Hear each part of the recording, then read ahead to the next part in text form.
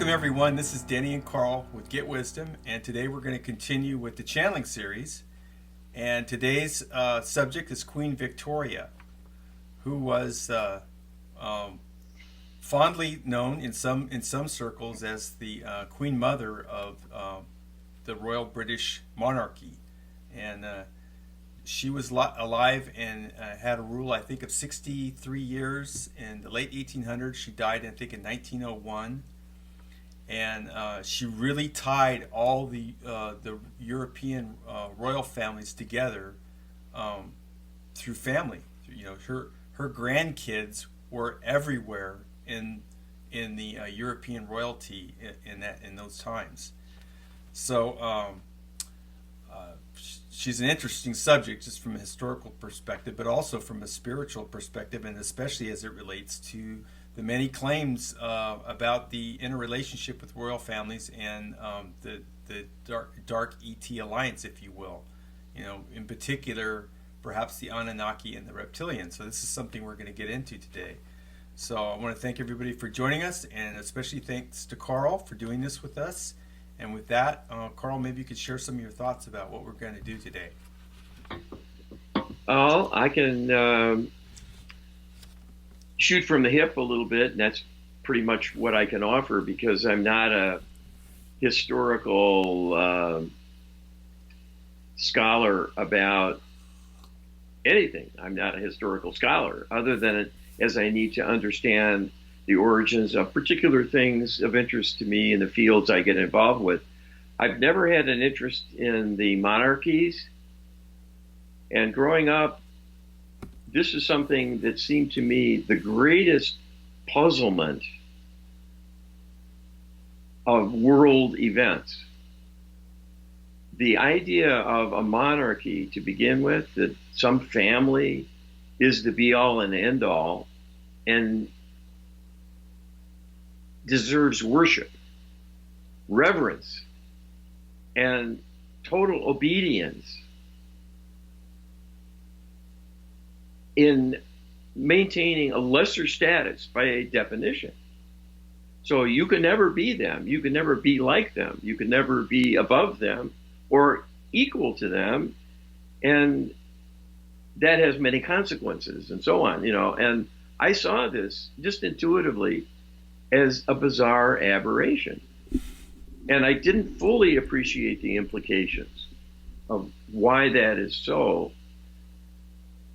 But at least I was able to see it maybe a little more dispassionately, because the world just accepts this as the ordinary way of things. And lots of people are drawn to the royal families and have intense curiosity, much as people elevate celebrities, you know, motion picture actors and actresses, and people who are in the news and have a prominence in the media, and give them an exalted status, like they're really, really special and deserving. And that to me as well is very bizarre. But anyway, I'm an odd duck. I understand that. But as it turns out, I think that stemmed from the real deeper awareness that these sort of organizational structures are a bad example of a depraved way of doing things. You know, I hate to be so harsh, but my understanding is it all came from extraterrestrial manipulation of the earth and the people on it. They've imposed their own way of doing things onto humanity, and they are hierarchical. They have kings and queens and demand obedience and have their minions and followers and coterie of insiders and all that, the court followers, the court figures. And applied to humanity, it only works, of course, if there's force available to maintain it. Yeah. And to cement that in place through force. This is the way it is. And you either live with it or you die because of it. Which seems to work well with a patriarchal emphasis, which we've seen as well. So, you know, the female tendencies, the feminine tendencies in human relations, in thought, in intention, seems like a necessity. I've always thought of it as a necessity to suppress that in order for that other thing to be successful, and where women do become powerful in the service of these types of institutions like royalty and monarchy. It's so antithetical. I think it's so antithetical to human logic, which is not flawed. I mean, we're like we pointed out before, we're love-based beings. There's very little to be gained by having a hierarchical society or governmental structure. It doesn't really work to the benefit of anything. It's a system that easily adapts itself and supports energetically to war, to humans killing other humans. Yeah. And so I found her as a channeling subject very curious in that regard, because her son was very instrumental in making certain that World War II was prosecuted. World War I was prosecuted, which was just a few short years after her death. And he died early in his reign, but his successor and the people that he surrounded himself with were really focused on setting up the conditions in Europe for a big worldwide war where scores and scores of millions of people were killed. Just unimaginable tragedies as an outgrowth of that war, which was 3 years longer than it should have been. There's a lot of interesting studies and books being read about it now, or being written about that era, and how it set up the planet, the entire planet, the whole human experience right now was really set in place in so many ways by that World War I experience and the geopolitical, setup, so to speak, which made another war. It set the stage for the second war, which came up within a generation. Another one. It's like it defies it defies belief how so many humans could be so stupid to do this to themselves within such a short span of time, and to have learned so little from it. It just yes, and I hope we'll get some insight into that, into the causal aspects, because that is the history of the monarchies. Yeah. In Europe and the East and so on.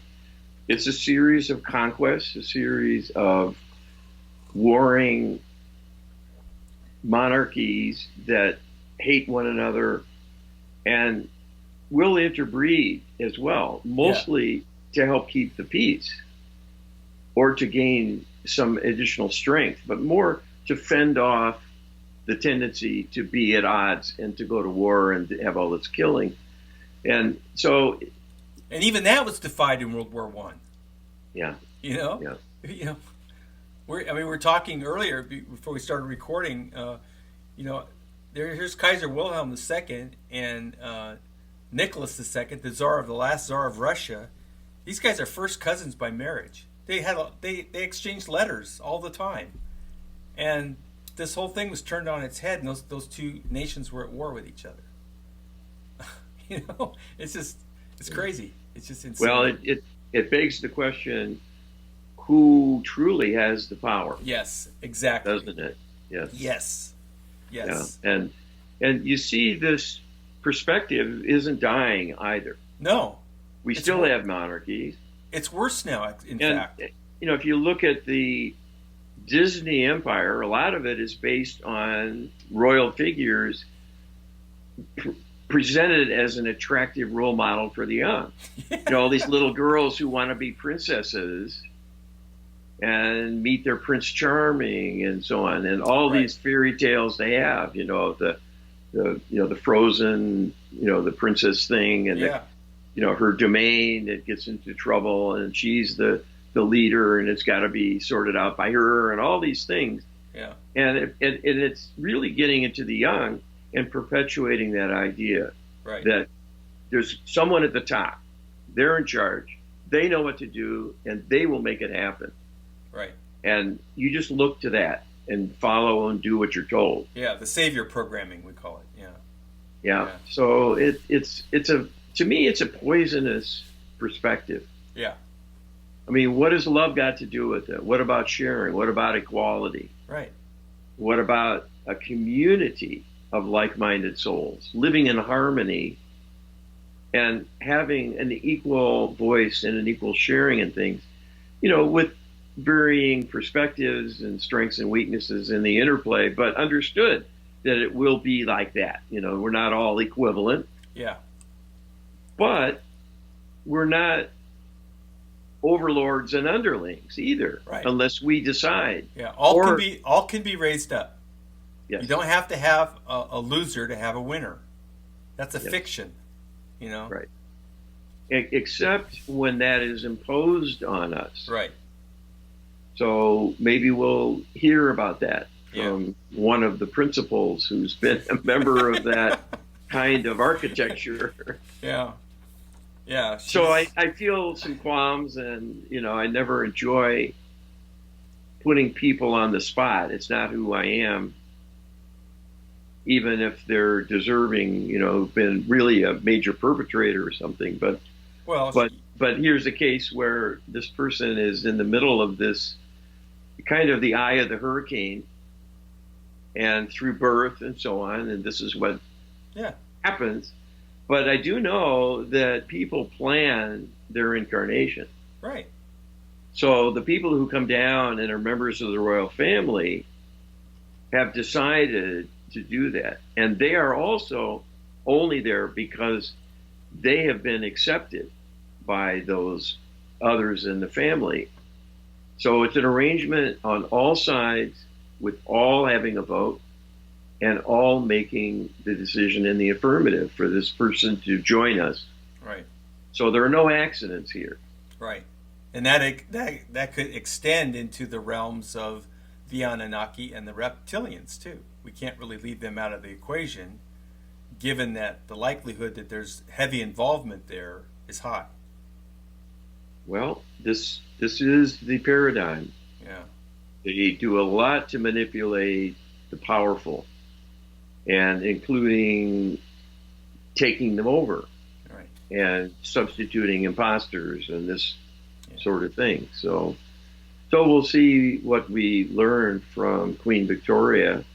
Okay. About some of these things too. So okay. So you want to go ahead and get started then? Let's do so. Okay. And let her hold forth and see what she's willing to share with us. The light beings have their own agenda. We like to think it's parallel with ours. It may or may not be, depending on our level of ignorance and the distortion we bring in asking questions and in this sort of thing. If we're too pedestrian, if we're too self-serving, if we're too confrontational with the idea of, sort of unearthing dirt and casting aspersions and, right, kind of gotcha. Yeah, who needs to be punished and all. Yeah, that sort of thing. They'll back away because they just won't be a party to a kind of witch hunt approach to things. Right. We're not here to be vigilantes or a posse, right, to do lynching or something, and that's not who we are. But they are sensitive to that because these are human souls at stake, as well as their progeny and descendants and so on, right, as well as all those involved in their era and subsequently. And every life is on the line here and now among the living. And the world keeps turning and people keep dying and the travails keep happening. So our hope and mine in going forth and doing an exploration and some scholarly inquiry, really, about these times is to help bring in wisdom that can eventually elevate us with our understanding, and eventually acceptance and love that we may be in a flawed world, but we have a flawless divine realm we can partner with and help us be raised up from these difficulties. So the more we see where they come from and what they're doing and what they're like, and understand what's at stake, the better equipped we're going to be to do right by our own selves and our own journey here. So that's my personal perspective, and so we'll see what Queen Victoria has to tell us. Okay. All right. Okay. So I'll take a moment to get in the state of consciousness that I need to make the connection. I go through the creator of all that is when I'm channeling someone in the light or anyone else. And I do that for safety and for accuracy to avoid possible corruption. There are many would-be handholders who are eager to jump in and talk with psychics.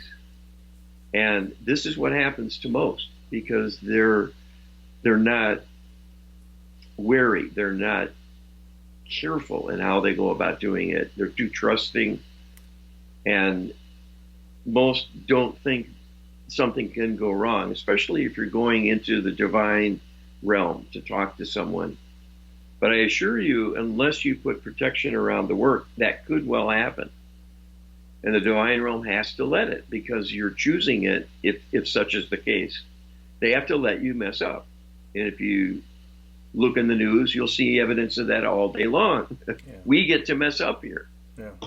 You know, there's no safety net, no shields that come up to protect us from one another. And it's the same with the dark forces out there. We're in a contest with the darkness. We need the divine. So we need to be careful and methodical in how we engage. So I'll just take a moment to get in the state of consciousness, put protection around the work, and then she hopefully will come forward. Okay. This is Queen Victoria speaking. Thank you for joining us. Was your transition successful? Are you currently incarnated?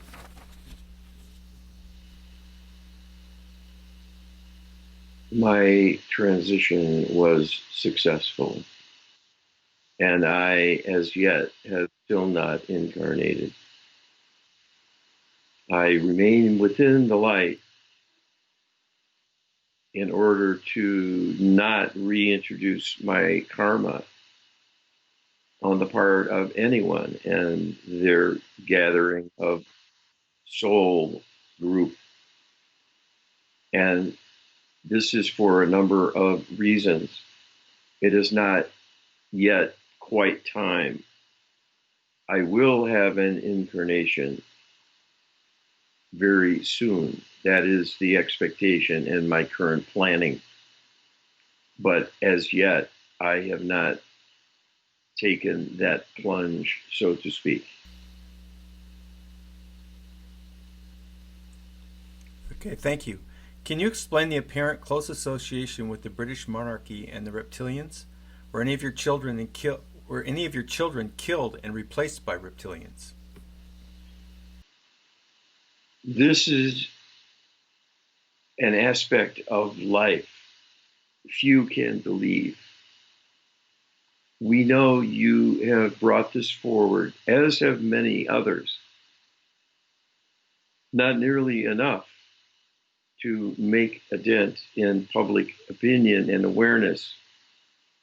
But that is owing to not only native skepticism and prior ignorance, but a manipulation of the citizenry to discount all mentions of extraterrestrial doings as being fantasy at best and delusional thinking and a sign of mental impairment at worst. We can tell you clearly and without equivocation, This is the order of the day. Your prior discussion before talking with me was very prescient and absolutely hitting the nail on the head, so to speak. The extraterrestrials relish the monarchy model. It is how they live and what they live for.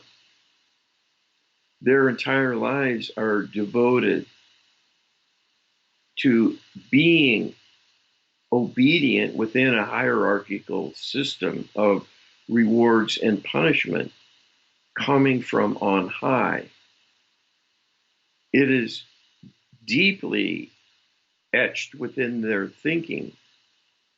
This is the way of life itself and is all there is. And they indeed impose this on humanity. And in order to keep an iron fist and an iron rule in place to enable doing things humans would have no stomach for, readily agree to jump in and assume their role and pick up the reins of power as an imposter. And this enables a personal play acting of power among the innocent and unwary. It is like a reward to have the opportunity to reign over others who are ignorant of what is at stake and do not appreciate even the reality of having a fragile hold on things. The extraterrestrial civilizations are run via brutality, but requires constant vigilance because at any time, those on a higher step of the ladder can be challenged and must defend their position even to the death. This is an extremely difficult and stressful existence that would not be seen as human. And to the extent the monarchies create such a system, it is but a minor and pale reflection of the true extraterrestrial existence. So when a reptilian, through a shape-shifting strategy, can assume the exact physical appearance of a human monarch and have downloaded that individual's memory, including their beliefs, their habits and idiosyncrasies, patterns of speech, all their likes and dislikes, they can do a highly credible job of stepping into their shoes, so to speak, with none being aware this has even transpired. It is common practice as well that when doing so for the leader of a nation, the family members, including offspring, are similarly replaced. Then you have a working unit of collaborators carrying on the charade and building a fortress around themselves that is impenetrable. And those outside the circle are not in a position with a depth of knowledge to see any flaws that might arise, but will accept the individuals at face value as being the original human beings they've known before. And of course, any newcomers on the scene with no prior interactions will be completely clueless as to the possible change that has taken place. This was done to me and to much of my family. We cannot give you the entire genealogy here because we do not want to create any mayhem about people looking for individuals to punish in some way, to be suspicious, and to carry out reprisals, or even to project negative energy their way. You alluded to karmic consequences for misdeeds. There can be karmic consequences for all intended notions, some favorable, but some inevitably of a negative nature. This is very difficult to avoid when one is talking about the consequences of a lifetime and the impact an individual has on many, many others, as well as on history in the case of those holding power. My family was largely reptilian in true origin. We were the springboard for yet another of many such doings all through history. Most of those leaders noted for savagery, for malfeasance, corruption, and acts of treachery, particularly creating war events, were reptilian shapeshifter imposters and have worsened things as a consequence of their perspective being much, much darker. For such a being to hold the reins of power among a group of humans far weaker and gentler in temperament than among their peers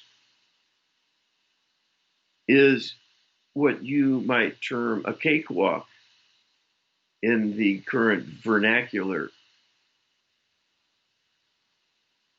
It is like a victory lap for them to strut their stuff and display their prowess in fooling so many human beings, while at the same time being ruthless, reckless, and manipulative in creating a persona to hide behind that is plausible, including human idiosyncrasies and seeming faults, all of which make people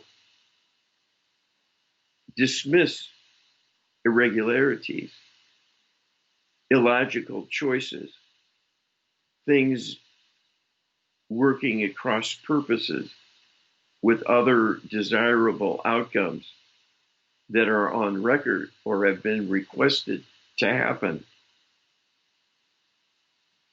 People understand humans are not perfect.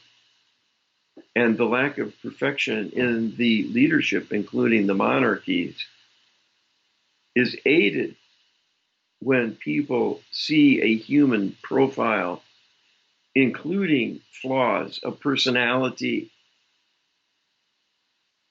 descriptions of emotional instabilities, a display of doubts and fears, and in my case, a desire for privacy through sequestering myself at lengthy intervals from interacting with many around me. While this can be seen as suspicious, it is mostly seen as merely a disappointment and attributed to the stress and strain of carrying the mantle of the crown and not deemed worthy of suspicion nor any particular action in follow up. After all, those in power call the tune. Many of the unusual and surprising turns of events of such figures are a blatant display of the underlying figure's true impulses because they cannot help themselves at times but to act like a more savage reptilian, or they are done to undermine the reputation of the human they are in effect projecting as a figure on the world stage, as an imposter. And in secrecy, are gleeful at the mess they have created for that figure, even though they live within the physical housing presumed to be that individual. They do not own personally the consequences of what takes place. They are outside it and they are above it in their thoughts. They, in their minds and hearts, are a far superior being, having a lark and playing on the world stage to move things about, manipulate, alter for the worse, and to create spectacles, diversions, distractions, and by turns, complications, confusions, and mayhem on the field of battle, if that can be arranged as well. They are self serving. That is the outstanding characteristic. And this is true of all monarchies to the last. They are in positions of power to cause problems for humanity, not solve them. And that was the legacy of my reign, although it was largely not myself. It was my imposter carrying on as me and manipulating the environment, the culture, the political arena, and the destiny of the people we were there to represent and to lead.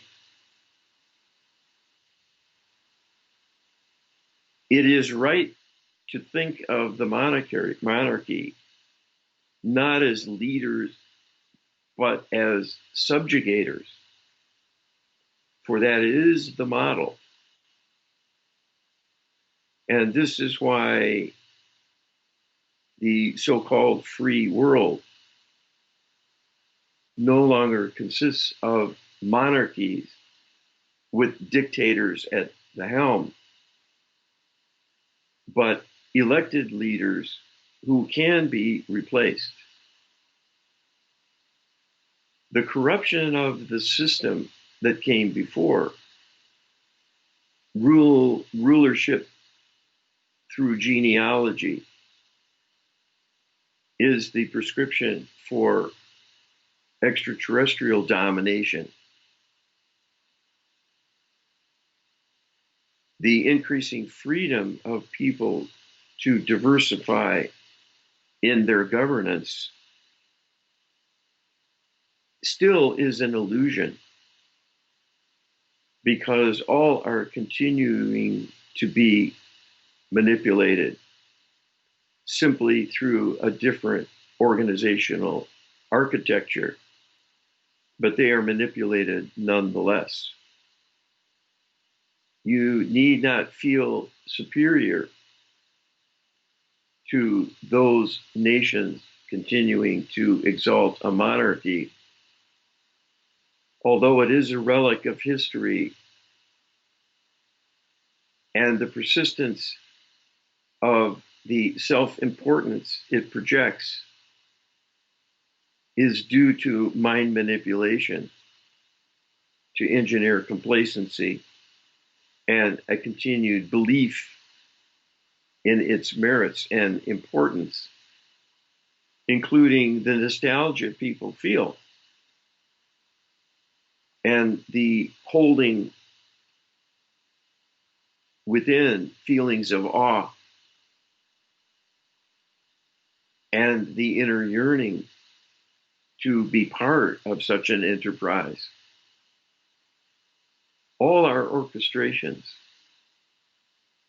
They are faulty thinking, and they are imposed on the underlings.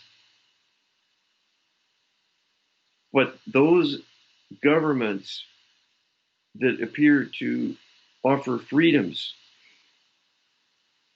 the democracies,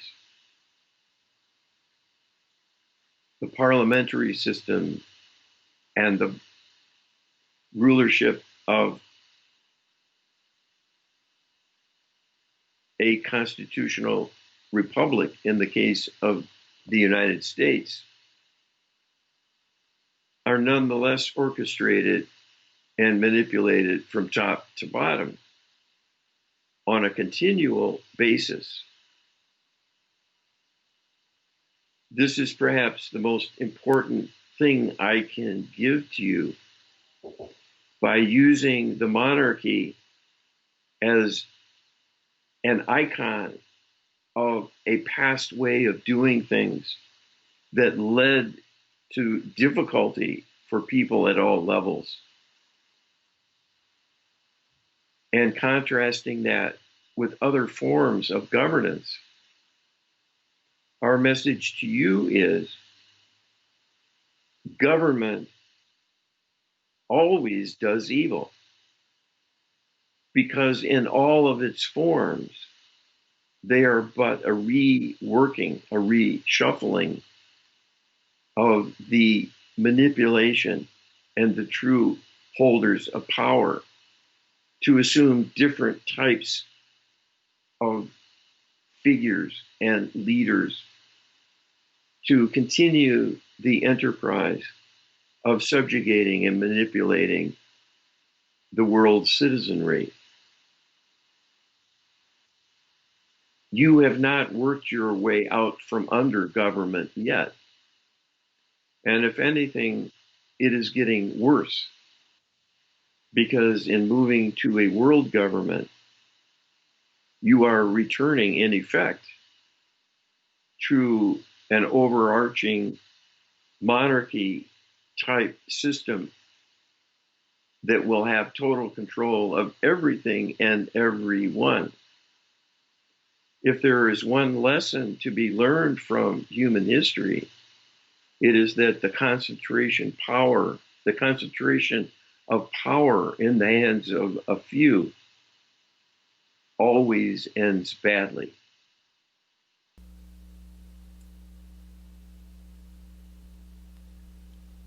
Okay, thank you. What is the significance of the Osborne House, both in terms of its possible ties to Satanism and or a refuge from political life, where the divine realm had any greater influence, especially given the focus or activities there seem to be mostly for the benefit, training, or use of children closely related to you as Queen Victoria?